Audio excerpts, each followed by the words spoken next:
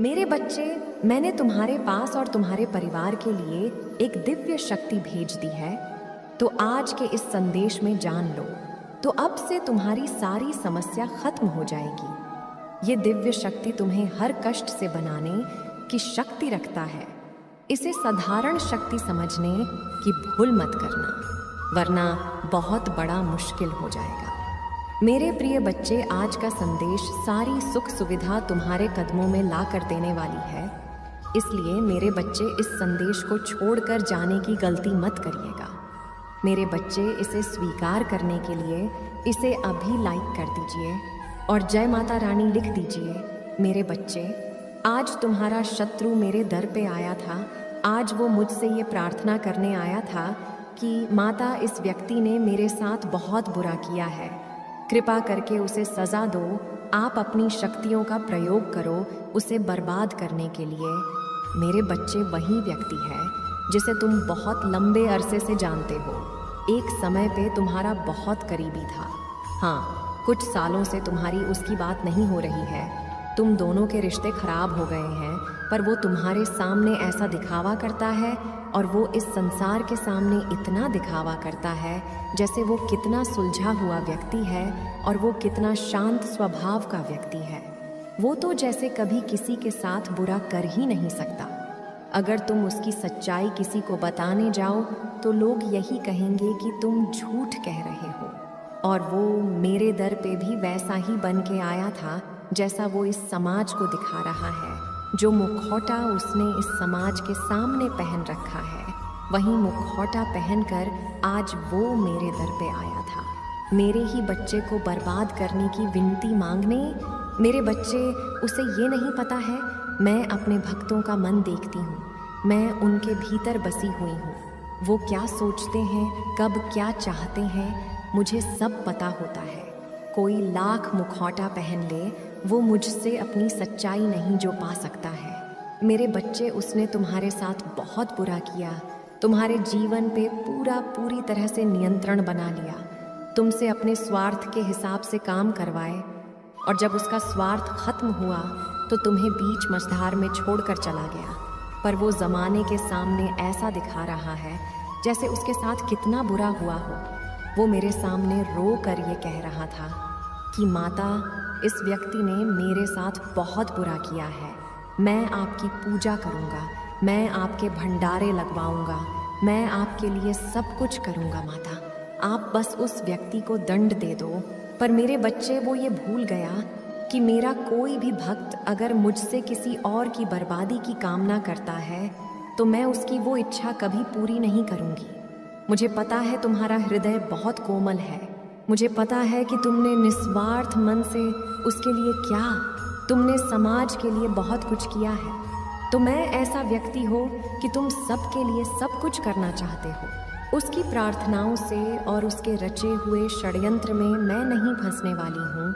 वो लाख मेरी पूजा कर ले, कोई भी व्यक्ति मेरी लाख पूजा कर ले मेरे बच्चे, अगर उसका मन साफ नहीं है, अगर उसकी पूजा में मेरे प्रति भावना सच्ची नहीं है, वो मुझे अपनी माता मान के नहीं, बल्कि मुझे एक दिव्य शक्ति मान के मुझे जागृत करना चाहता है, तो वो मेरे तप को सहन नहीं कर पाएगा।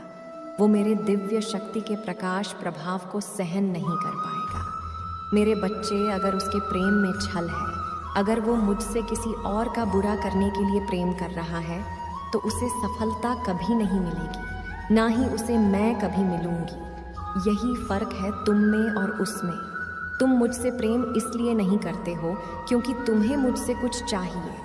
तुम्हारी तो आंखों में आंसू आ जाते हैं मेरा नाम सुनकर, मुझे देखकर। तुम अपने दिल की हर दुख दर्द को मुझे ऐसे बताते हो जैसे एक बच्चा अपनी माँ को रोके बताता है। इसलिए मैं तुम्हारी भावनाओं को सुनती हूँ, इसलिए तुम्हारी हर प्रार्थना को सुनती हूँ मैं, और इसलिए मैं तुम्हें समाज की हर सुख समृद्धि देना चाहती हूँ। इसलिए मैं तुम्हारे परिवार की रक्षा करती हूँ मेरे बच्चे, क्योंकि तुम मुझे अपनी माता मानते हो और वो मुझसे मेरे ही बच्चे को बर्बाद करने की प्रार्थना कर रहा है, और उसे यह लग रहा है कि वो उसमें सफल हो जाएगा, ये उसकी बहुत बड़ी गलतफहमी है। वो मेरी क्या किसी भी शक्ति को जागृत कर ले, कभी तुम्हें हानि नहीं पहुंचा पाएगा। वो तुम्हें रुला सकता है पर तुम्हें बर्बाद नहीं कर सकता है। वो तुम्हें नीचे नहीं गिरा सकता है, क्योंकि तुम मेरी को गोद में लेटे हुए हो। तुम कभी नीचे गिरोगे ही नहीं। उसे ये पता ही नहीं है कि माता और बालक का रिश्ता कैसा होता है। वो तो हर रिश्ते में छल करता है, हर रिश्ते में सौदा देख रहा है। जैसा उसने तुम्हारे साथ किया, ये समाज उसकी सच्चाई नहीं जानता होगा। वो इस दुनिया के सामने मुखौटा पहन लेगा, अच्छा बन जाएगा और तुम्हें बुरा दिखा लेगा, पर वो मेरे सामने वो ऐसा नहीं कर सकता है। मेरे बच्चे, तुम्हें डरने की, तुम्हें उसके बारे में सोचने की भी ज़रूरत नहीं है। मैं तो उस व्यक्ति को यही देखकर सोचती हूँ कि क्या सच में मेरा बच्चा इस व्यक्ति के बारे में सोचकर इतना रो रहा है, इसके दिए कष्ट को देखकर इतना रो रहा है। नहीं, मेरे बच्चे वह बहुत तुच्छ इंसान है, वो किसी का नहीं है। उसके लिए रो मत। उसने सिर्फ तुम्हारे साथ चल नहीं किया है, वो तो है ही ऐसा व्यक्ति, उसकी प्रवृत्ति ही ऐसी है। वो तो अपने माता पिता के साथ भी छल करता है। तुम तो फिर भी बहुत दूर के लगते हो उसके। ऐसे व्यक्ति के लिए तुम क्यों रो रहे हो? ऐसे व्यक्ति का किया हुआ छल तुम याद ही क्यों कर रहे हो? अपने ऊपर गर्व करो। तुमने उस जैसे व्यक्ति के लिए भी इतना अच्छा किया, इतना अच्छा सोचा। तुम्हें एक बार खुद सोचो, क्या उसमें कुछ भी ऐसा था जो तुम उसके साथ रहो, जो तुम उसके लिए इतना त्याग करो जो तुमने किया? उसको थोड़ा एहसास भी नहीं है कि तुमने उसके लिए क्या क्या किया और बदले में उसने तुम्हें क्या दिया? वो तो आज भी इसी घमंड में जी रहा है कि वो बहुत अच्छा इंसान है। तो ऐसे इंसान को उसके भ्रम में जीने दो। मेरे बच्चे, बहुत जल्द उसके भ्रम का गुब्बारा फूट जाएगा और फिर उसे जो पछतावा होगा, तब तक बहुत देर हो चुकी होगी। मुझे तो तुम पर गर्व हुआ जब वो मेरे द्वार पे आया, तो तुम भी खुद पर गर्व करो कि दुनिया लाख बुराई है, मेरे बच्चे पर तुमने खुद को नहीं बदला। मेरे बच्चे, तुम बहुत लंबे अरसे से मेरी भक्ति कर रहे हो। मेरी पूजा पाठ करके तुमने बहुत शक्तियाँ हासिल की है जिनका अंदाज़ा भी नहीं है तुम्हें। उनका एहसास तुम्हें वक्त वक्त पे होता ज़रूर होगा, और जब तुम्हें वह एहसास हो रहा है तो तुम डर जा रहे हो। जब तुम्हें ऐसे स्वप्न दिख रहे हैं तो तुम डर जा रहे हो। तुम्हें डरने की ज़रूरत नहीं है मेरे बच्चे। तुम्हारी अंतरात्मा तुम्हें कुछ बता रही है। तुम्हारी अंतरात्मा आप जागृत हो रही है। वो आने वाली मुश्किलों से पहले ही तुम्हें चेतावनी दे रही है, जिससे तुम्हें घबराना नहीं है, जिससे तुम्हें भयभीत नहीं होना है, बल्कि तुम्हें उस आवाज़ को सुनना है और फिर तुम्हें उस हिसाब से निर्णय लेना है। तुम्हें सावधान करने के लिए ही वो संकेत दिए जा रहे हैं तुम्हें। तुम तो उनसे भयभीत हो जा रहे हो मेरे बच्चे।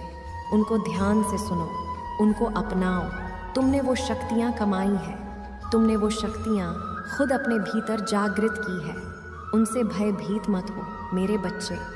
तुम लाख कोशिश करते हो, मेरी पूजा पाठ के बाद भी तुम्हारे अंदर एक नकारात्मक ऊर्जा रह जाती है। नकारात्मक ऊर्जा इस बात की कि तुम सोचते बहुत अधिक हो। हर चीज़ में तुम सोचने लगते हो। हर बात में कोई व्यक्ति तुम्हें कुछ दे दे, कोई व्यक्ति तुमसे अच्छे से बात करें, तो तुम ये सोचने लगते हो कि इसमें इसका क्या स्वार्थ है, ये मुझसे ऐसा क्यों कह रहा है, कोई कुछ मुझसे चाहता ज़रूर होगा, तभी तो ये ऐसा मेरे साथ कर रहा है। तुम बहुत सोचते हो और कहीं ना कहीं अतीत का बीता दुख भी है तुम्हारे भीतर, जो तुम्हारे अंदर एक नकारात्मकता को फैला रहा। मेरे बच्चे, धीरे धीरे तुम्हारा शरीर एक बीमारी को उत्पन्न कर रहा है। तुम्हारे परिवार में भी कोई है जो बीमार रहता है। तुम्हारे परिवार में आए दिन किसी न किसी को कोई ना कोई बीमारी रहती ही है। एक ठीक होता है तो दूसरा बीमार हो जाता है, दूसरा ठीक होता है तो तीसरा बीमार हो जाता है। ये तो लगा हुआ है तुम्हारे परिवार में, पता नहीं कब से। इसके लिए ज़रूरत ये है कि तुम अपने घर की सफाई करो। तुम्हारे घर के किसी कोने में कुछ ऐसी वस्तुएं रखी गई हैं जिनका कोई उपयोग नहीं है, उनको साफ कर, उनको किसी कबाड़ी वाले को या किसी को दे दो या कहीं दान कर दो। या अपने घर से बाहर निकाल दो। ऐसी किसी भी चीज़ को अपने घर में मत रखो जो तुम्हें लग रहा है कि ये वर्षों से पड़ी हुई है और इनका कोई उपयोग नहीं है। वह चीज़ें पर ही ऊर्जा प्रकट कर रही हैं तुम्हारे परिवार में, तुम्हारे घर के भीतर। उन चीज़ों को अभी साफ करके निकाल दो।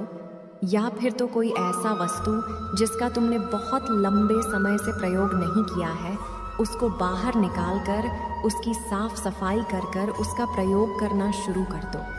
अपने घर के कोनों में कोई भी कूड़ा कबाड़ मत रखो मेरे बच्चे। उनको साफ करके वहाँ पे शुभ चिन्ह बनाओ जिनको तुम रोज़ देखो।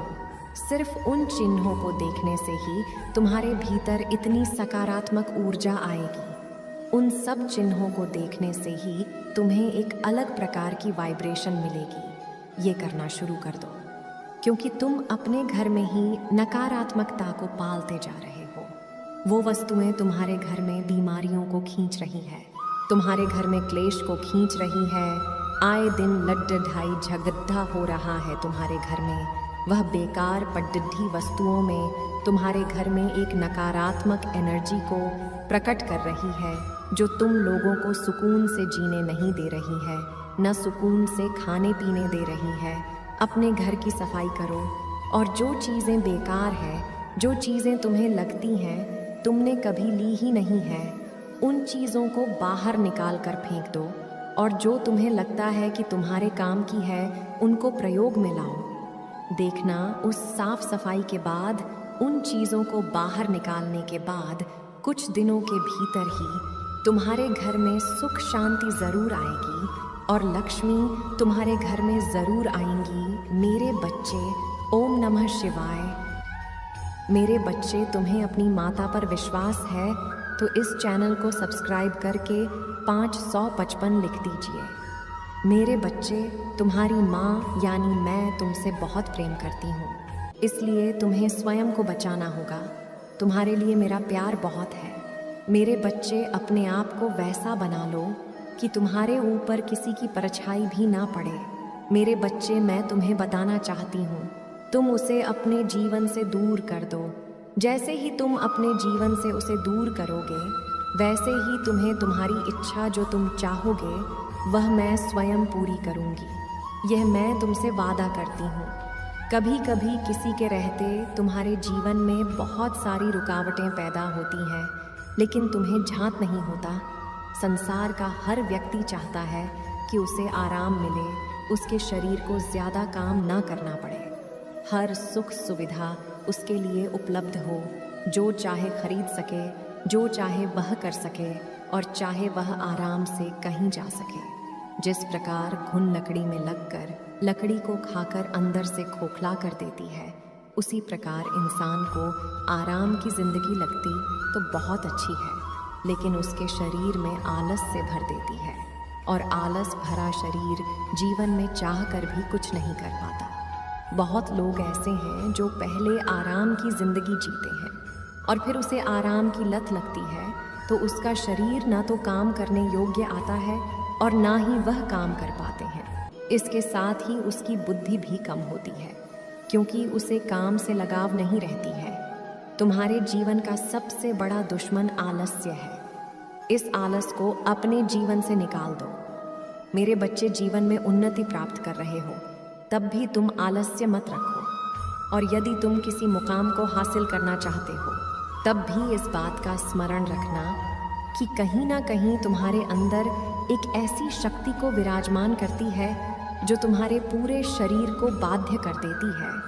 काम ना करने के लिए तुम्हारे शरीर पर एक ऐसा विशाल छाया का प्रभाव हो जाता है जिसमें से तुम्हारा निकलना नामुमकिन के बराबर होता है। मेरे बच्चे, हर मुसीबत से निकालना चाहते हो तो आलस्य को त्यागे, क्योंकि काम ही जीवन में प्रधान है। जीत चाहते हो तो तुम अपने शरीर में फुर्ती और कार्यशील रहो। तुम जो मांगोगे वह मिलेगा। मेरे बच्चे, अपनी माता के लिए इस संदेश को शेयर करके इसे लाइक कर दीजिए। मेरे बच्चे, क्या हालत बना ली है तुमने। अपना ख्याल रखो। अपने आप से प्रेम करना ही छोड़ दिया है तुमने तो। मेरे बच्चे, मैं तुम्हारे जीवन में केवल वही करती हूँ जो तुम्हारे लिए सही है। आज 24 घंटे के अंदर तुम्हें कुछ विशेष संकेत प्राप्त होंगे। यह संकेत तुम्हें निंद्रा के सपनों में भी प्राप्त हो सकते हैं, जिससे तुम्हें सुनिश्चित हो जाएगा कि जल्द ही सब बदलने वाला है। मैं चाहती हूँ कि तुम चिंता मुक्त होकर मुस्कुराओ। मैं चाहती हूँ कि तुम अपने जीवन में जीत हासिल करो। इसकी शुरुआत खुद स्वयं से करो। आगे मैं तुम्हारे रथ को संभाल लूंगी। देर होने से पहले तुम्हें आज यह संदेश प्राप्त हो गया है। मेरे बच्चे, तुम्हारे जीवन की दिशा अब पूरी तरह से बदलने वाली है। आने वाले समय के बारे में मैं तुम्हें कुछ बताना चाहती हूँ, इसलिए तुम्हें इस बात को ध्यानपूर्वक सुनना और समझना। मेरे बच्चे, आने वाला समय तुम्हारे जीवन का सबसे अच्छा और महत्वपूर्ण समय होगा। तुम्हारे जीवन को एक नया आयाम मिलेगा। तुम बाहें फैलाकर आने वाली खुशियों का स्वागत करना। अब समय परेशान रहने का नहीं है, अब समय है खुशी से झूमने का। कल सुबह उठकर खुली हवा में सांस लेना। मेरे बच्चे, मैंने तुम्हारे पास और तुम्हारे परिवार के लिए एक दिव्य शक्ति भेज दी है, तो आज के इस संदेश में जान लो, तो अब से तुम्हारी सारी समस्या खत्म हो जाएगी। ये दिव्य शक्ति तुम्हें हर कष्ट से बनाने की शक्ति रखता है। इसे साधारण शक्ति समझने की भूल मत करना, वरना बहुत बड़ा मुश्किल हो जाएगा। मेरे प्रिय बच्चे, आज का संदेश सारी सुख सुविधा तुम्हारे कदमों में ला कर देने वाली है।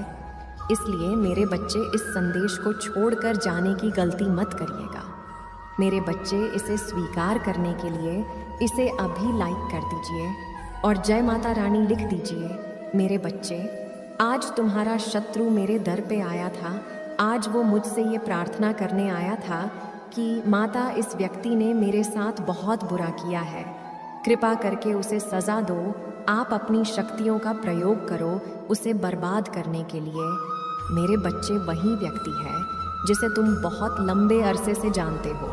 एक समय पे तुम्हारा बहुत करीबी था। हाँ, कुछ सालों से तुम्हारी उसकी बात नहीं हो रही है।